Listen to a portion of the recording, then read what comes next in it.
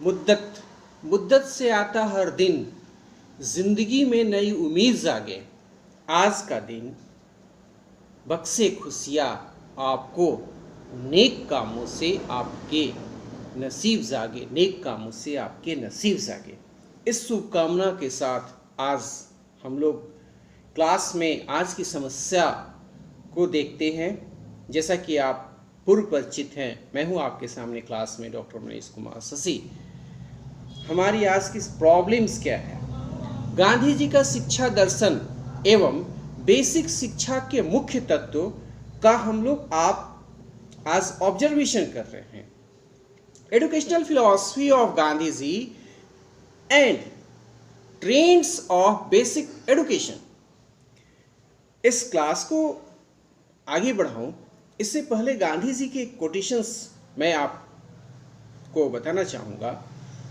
वो राइटअप किए हुए हैं कि जिसे पुस्तक से प्रेम हो गया, वो यदि नर्क में भी होगा तो उस स्थान को वो स्वर्ग बना लेगा। वर्ल्ड का जो बेस्ट फ्रेंड है वो है पुस्तक। इसलिए आप सभी प्रशिक्षु, लर्नर्स, स्टूडेंट्स जो भी इस क्लास में शामिल हैं, वो आप अपने बेस्ट फ्रेंड बुक को बनाएं। हम लोग गांधी जी के जो विचार हैं उसे देखते हैं। गांधी जी के जो शिक्षा संबंधी विचार थे ने भारतीय शिक्षा प्रणाली पर बहुत अधिक प्रभाव डाला। उनका शिक्षा दर्शन भारतीय आदर्शवाद, पाश्चात्य प्रयोजनवाद तथा प्रकृति का सम्मिश्रण था। गांधी जी राजनीतिज्ञ थे, किंतु उनकी राजनीतिक में नैतिकता का प्रभुत्व था। मोरल उनमें कूट कूट के भरी हुई थी। वह कर्म में विश्वास रखते थे, किंतु उनमें ज्ञान तथा भक्ति भाव का भी सम्मिश्रण था। वह अहिंसा के पुजारी थे तथा शिक्षा को नैतिक उत्थान का साधन मानते थे। वह सुधारक थे और समाज के उत्थान के लिए सदैव सक्रिय भी रहे। गांधी जी के शिक्षा के अर्थ का वर्णन हम अग्र प्रकार से समझते हैं। गांधी जी शिक्षा के अर्थ को कैसे बताते हैं? जैसा कि हम जानते हैं, शिक्षा E+2 को एडुकेशन, इंटरनल जो मेरिट्स है उसे एक्सटर्नल करना है। उनका कहना था यदि उसका अर्थ केवल अक्षर ज्ञान से हो तो वह एक हथियार बन जाती है। उसका सदुपयोग भी हो सकता है और दुरुपयोग भी हो सकता है। जिस हथियार से ऑपरेशन करके हम रोगों को ठीक करते हैं, उसी हथियार का यदि नकारात्मक प्रभाव और प्रयोग हो तो वो कष्टदायी हो सकता है। गांधी जी बाल केंद्रित शिक्षा, जो चाइल्ड सेंटर्ड एजुकेशन है, वह वो अधिक फोकस करते हैं। वह परंपरागत पाठ्य पुस्तकों, जो हमारा सिलेबस है, करिकुलम है, उससे दूर पाठ्य विधि इत्यादि के बिल्कुल विरुद्ध थे।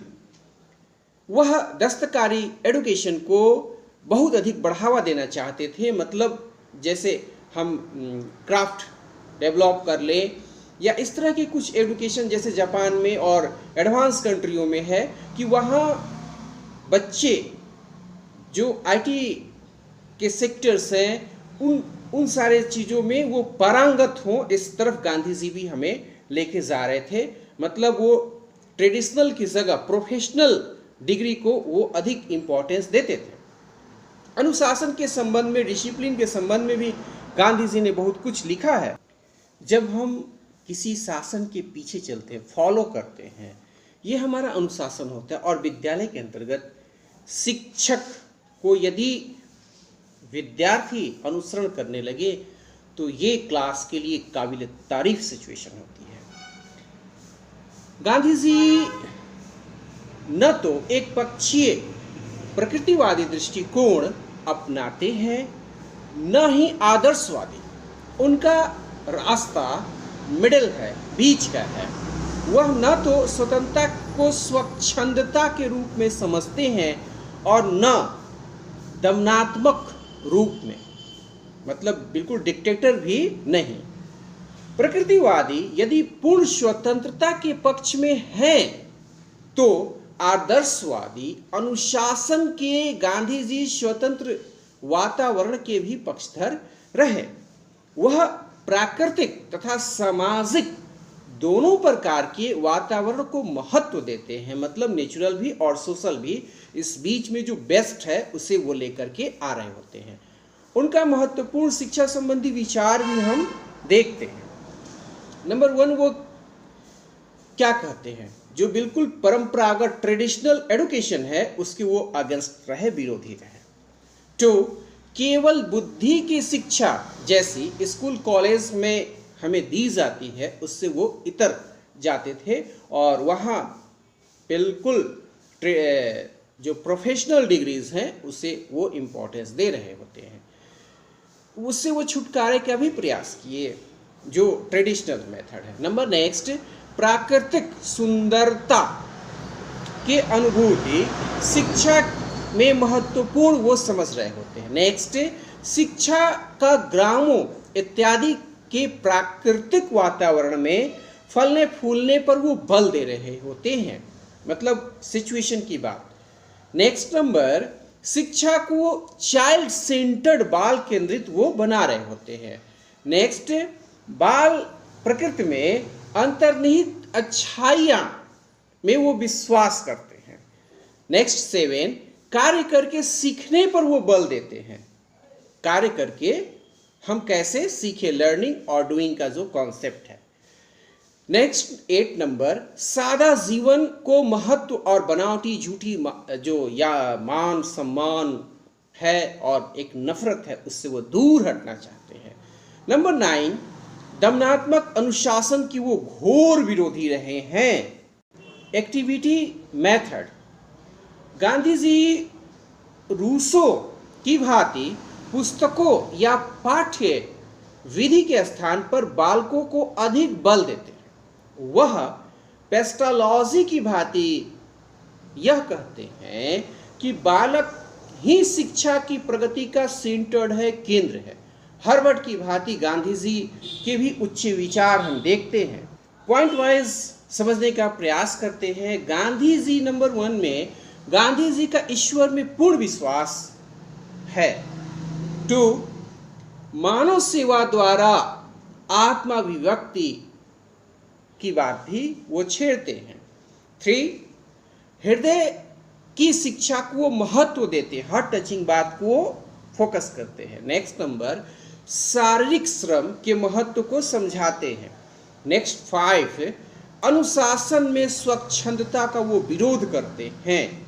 नेक्स्ट नंबर, व्यक्तिगत जीवन की पवित्रता में वो फेथ करते हैं, विश्वास करते हैं। 7 नंबर, चित्र निर्माण को ही वो शिक्षा का बेस मानते हैं। नेक्स्ट 8 नंबर, बालक को शिक्षा का महत्वपूर्ण उद्देश्य मानना वो सिखलाते हैं। 9 नंबर, शिक्षक को शिक्षा प्रणाली में सबसे महत्वपूर्ण स्थान देते हैं। मतलब यदि शिक्षक नहीं रहे, सिर्फ हम मशीनीकृत कर दे बातों को, तो इसको वो नहीं मानते हैं। जैसे ऑनलाइन एजुकेशन की बात भी आज के डेट में हम 21st सेंचुरी में देखते हैं, और ऑफलाइन भी।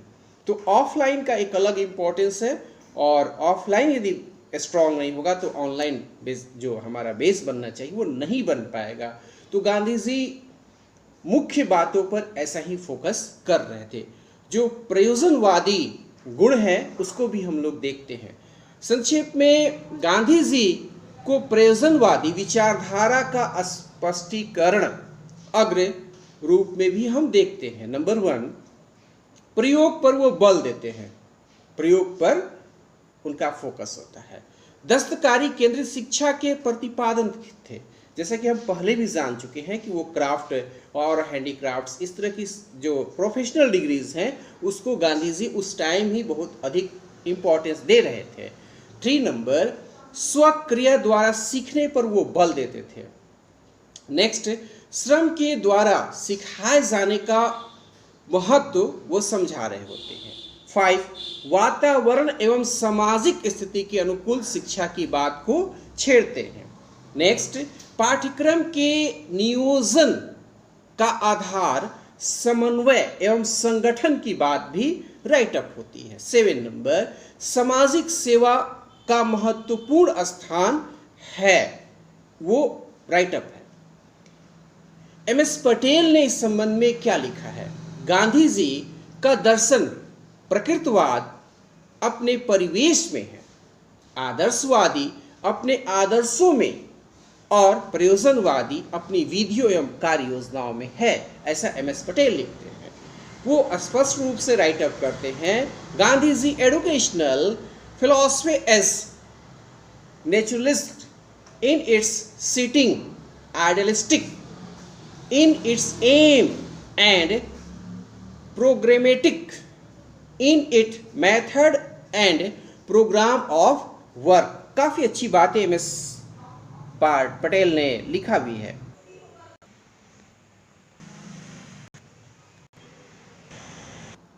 आप प्रशिक्षु के लिए, आप लर्नर्स स्टूडेंट के लिए मैं कुछ कहना चाहूँगा।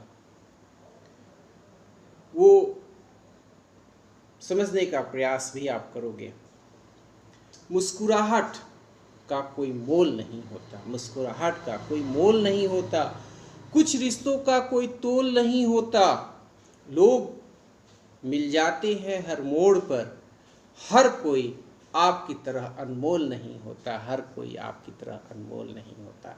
निश्चित रूप से ये मोटिवेशनल लाइन सिर्फ और सिर्फ लर्नर्स के लिए है। ये आप समझना चाहोगे कि हर कोई आपकी तरह अनमोल नहीं होता।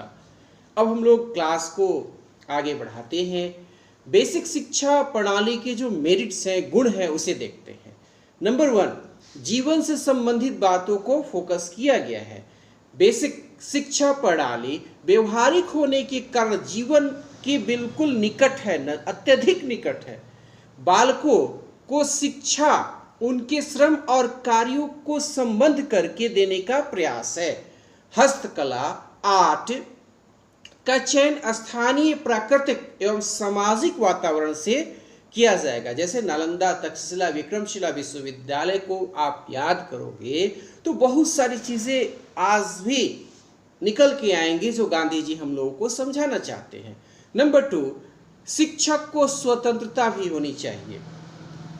इस सामाजिक वातावरण में, शिक्षा प्रणाली में शिक्षक को प्रत्येक प्रकार की स्वतंत्रता होनी चाहिए। नेक्स्ट नंबर, सामाजिक भावना का विकास। बेसिक शिक्षा के अंतर्गत बालक परस्पर सहयोग से कार्य करना सीखते हैं, जिससे उनमें एक दूसरे के प्रति प्रेम और स्नेह की भावना का विकास होता है। नेक्स्ट नंबर, शिक्षा में मनोवैज्ञानिकता, साइकोलॉजी को इंक्लूड करने की बात भी गांधी जी कहते हैं। वह शिक्षा, बालक जो कुछ भी सीखता है वह उसे शीघ्र ही आत्मसात हो जाता है। शिक्षा में बालक की रुचियों को महत्व प्रदान करने की बात को वो पूर्णतः मनोवैज्ञानिक मानते हैं। नेक्स्ट नंबर 5, आत्माभिव्यक्ति का अवसर। इस प्रणाली में विद्यार्थी को आत्माभिव्यक्ति का पूर्ण अवसर प्राप्त होते हैं। वे हस्तकलाओं के द्वारा, आर्ट के द्वारा जो लोकल चीज़ें हैं जो हम बना सकते हैं, वो अपनी भावनाओं को व्यक्त करने का वो आधार मानते हैं। नेक्स्ट 6 नंबर, आर्थिक समस्याओं का भी समाधान हम इस प्रणाली में देखते हैं। योजना में आत्मनिर्भरता के सिद्धांत को अपनाने से शिक्षा प्रसार हेतु आर्थिक जो समस्याएं आती हैं वे इस शिक्षा प्रणाली में स्वतः ही समाप्त करने की बात भी है। गुरुकुल शिक्षा प्रणाली को भी आप याद कर ले। हमारे इंडियन जो एजुकेशन सिस्टम रहे हैं, आप उसको जब आत्मसात करोगे तो बहुत सारी अच्छाइयाँ निकल के आएंगी और गांधी जी उन अच्छाइयों में से बहुत सारी अच्छाइयों को प्रेजेंट एजुकेशन में लाना चाहते हैं। नंबर नेक्स्ट 7 नंबर, बाल केंद्रित एजुकेशन। जिस चाइल्ड सेंटर्ड की बात हो रही है, पहले हम जानते हैं कि किस तरह टीचर सेंटर्ड होती थी या टॉपिक सेंटर्ड होती थी बातें, तो वो चाइल्ड सेंटर्ड करते हैं। जैसे कि हम टीचर को भी जानते हैं कि वो टीचर के अध्यापक हो गए, आज के डेट में वो फैसिलिटेटर हो गए हैं। तो हमें फैसिलिटेट करना है, सामने वाले की सोच के अनुसार हमें बातों को फैसिलिटेट करना है। उसी चाइल्ड सेंटर्ड की बात को गांधी जी राइट अप करते हैं, जिसमें हस्तकला और पाठ्य पुस्तकों में इन चीज़ों को शामिल करने की बात है, जो कला के बेस पर बच्चे जान सकें और डिग्री वो कागज़ की डिग्री ना हो करके जीवन में काम आने वाली डिग्री की बात गांधी जी हमारे राष्ट्रपिता बापू छेड़ते हैं। नंबर 8, व्यक्तित्व का सर्वांगीण विकास, ऑलराउंडर डेवलपमेंट की बात राष्ट्रपिता गांधी जी करते हैं। शारीरिक, मानसिक एवं आत्मा अभिव्यक्ति की जो विकास की बातें हैं, एडुकेशन का मतलब ये होता है, जैसे हम जापान को ले ले और भी एडवांस कंट्री को ले ले, तो वहाँ जो बच्चों का ऑलराउंडर डेवलपमेंट होता है, उस तरह की बात गांधी जी इस एडुकेशन सिस्टम में लाने की बात को कहते हैं। बेसिक शिक्षा की जब थोड़ी सी हम बातों को और आगे बढ़ाएंगे तो ये भी देखेंगे कि 282 दिन विद्यालय खोलने की बात भी इसमें है। प्राथमिक स्तर पर बेसिक शिक्षा फलीभूत हो रहा है, लेकिन ये माध्यमिक और उच्च माध्यमिक स्तर पर इसका जो कॉन्सेप्ट है वो नहीं हो पाता है। इस तरह हमें प्रेजेंट जो स्पेशलिस्ट हैं एडुकेशन के, उन्हें इन चीज़ों पर भी आज आत्मसात करने की आवश्यकता है। लेकिन हम ओवरव्यू करें तो बहुत सारी अच्छाइयाँ इस एडुकेशन सिस्टम में गांधी जी ने राइट अप की है, और ये हमें समझने की आवश्यकताएं हैं कि वो एजुकेशन सिस्टम की जो बेसिक बातें हैं किस तरह हमारे राष्ट्रपिता अच्छाइयों को लेकर के बच्चों के सामने आते हैं। राष्ट्रपिता बापू के जो गांधी जी के शिक्षा दर्शन और बेसिक शिक्षा के मुख्य तत्व ये हमारे रहे हैं, और हम लोग क्लास को बाइंड अप करने की तरफ बढ़ते हैं। क्लास में एक नन्हा बालक दिख रहा है, और आज क्लास में उस बालक के लिए मैं कुछ कहना चाहूँगा। उस बालक की अभिलाषाएं देखते हैं। छोटा सा बच्चा जब भी अपनी जुबान खोलता है, कानों में अमृत सा रस घोलता है। छोटे बच्चे में ईश्वर का वास होता है। छोटा बच्चा जब भी बोलता है, खुद खुदा बोलता है, खुद खुदा बोलता है। उस छोटे बच्चे की ये बातें जो ईश्वर और धर्म ग्रंथों में भी वर्णित है। अब क्लास को समापन की तरफ हम लोग लेके चलते हैं, और समापन के अवसर पर आप सभी लर्नर्स, प्रशिक्षु स्टूडेंट के लिए मैं कहना चाहूँगा, बाग में फूल खिलते रहेंगे, हवा में आने पर पत्ते हिलते रहेंगे। रही अगर ऊपर वाले की मेहरबानी तो हे प्रशिक्षु, जैसे आज मिले हैं आगे भी क्लास में मिलते रहेंगे, आगे भी क्लास में मिलते रहेंगे। आप सभी की दुआएं काम आएंगी। क्लास की सारी video online YouTube channel doctor Manish Kumar Shashi नाम से अवेलेबल है। आप इस क्लास की जो भी इम्पोर्टेंट थिंग्स है आप इस चैनल पर जा कर के देख सकते हो। इस चैनल को आप सब्सक्राइब कर लें, लाइक करें, कमेंट करें, और साथ ही साथ फेसबुक, इंस्टाग्राम, ट्विटर, व्हाट्सएप के 5 ग्रुप में सोशल मीडिया पर आप इसे शेयर करें, लाइक करें, कमेंट करें। दोस्त, परिचितों, रिश्तेदारों के साथ आप इन अच्छाइयों को अधिक से अधिक लोगों तक बढ़ाने का प्रयास करें। यही इस क्लास के प्रति सच्ची आभार आप लर्नर्स की होगी। साथ ही साथ ये फ्री ऑफ कॉस्ट सारे वीडियो अवेलेबल हैं।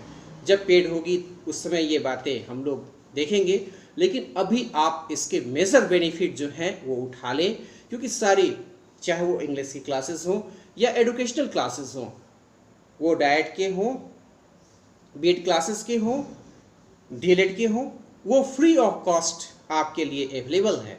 तो इसका फ़ायदा अधिक आप तो खुद उठाएंगे ही, साथ ही साथ अपने दोस्त, परिचितों, रिश्तेदारों को भी इसकी बारीकियों को समझाएं। चैनल को आप सब्सक्राइब करेंगे, इसे अधिक से अधिक लोगों तक पहुंचाएंगे, ऐसी उम्मीद मैं डॉक्टर मनीष कुमार शशि आपसे करता हूं। पूर्ण उम्मीद है, पूर्ण आशा है आपका सहयोग मिलता रहेगा। अब आज के क्लास का समापन करते हैं और एक भारत माता के लिए, एक देश के लिए एक शब्द आप भी मेरे साथ बोलेंगे। जय हिंद।